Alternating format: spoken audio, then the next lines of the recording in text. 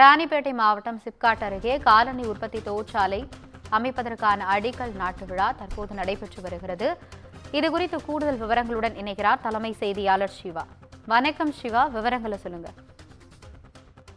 ஆனந்தி, தமிழ்நாடு முதலமைச்சர் மு.க.ஸ்டாலின் தலைமைச் செயலகத்திலிருந்து தொழில் முதலீட்டு ஊக்குவிப்பு மற்றும் வர்த்தகத்துறை சார்பில் ராணிப்பேட்டை மாவட்டத்தில் இருக்கக்கூடிய சிப்காட் பணப்பாக்கம் தொழிற்பூங்காவில் தைவான் நாட்டைச் சேர்ந்த ஹோங்ஃபு நிறுவனம் மூலமாக 1500 கோடி ரூபாய் முதலீடு செய்யக்கூடிய வகையில் ஒரு மிகப்பெரிய ஒரு காலணி உற்பத்தி தொழிற்சாலைக்கு தமிழ்நாடு முதலமைச்சர் மு.க.ஸ்டாலின் தற்போது காணொலி காட்சி வாயிலாக அடிக்கல் நாட்டியிருக்கிறார்.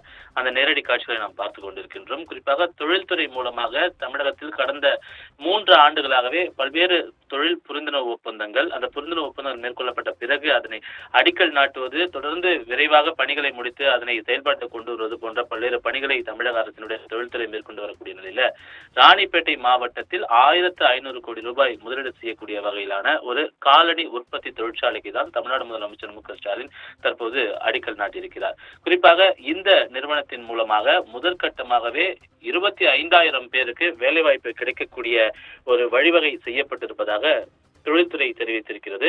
குறிப்பாக இந்த ராணிப்பேட்டை, அதே போன்று வேலூர், அதே போன்று இந்த அதை சுற்றி இருக்கக்கூடிய பல்வேறு பகுதிகள் எல்லாம் காலனி தொழிற்சாலை உற்பத்தி செய்யக்கூடிய ஒரு மாவட்டங்களாக இருக்கிறது.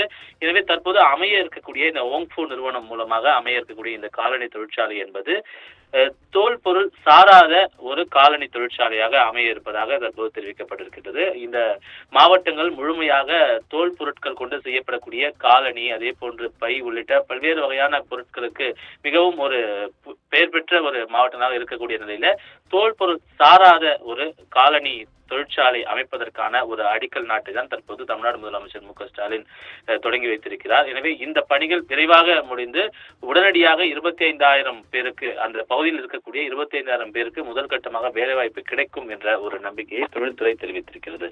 ஆனந்தி, விவரங்களுக்கு நன்றி சிவா.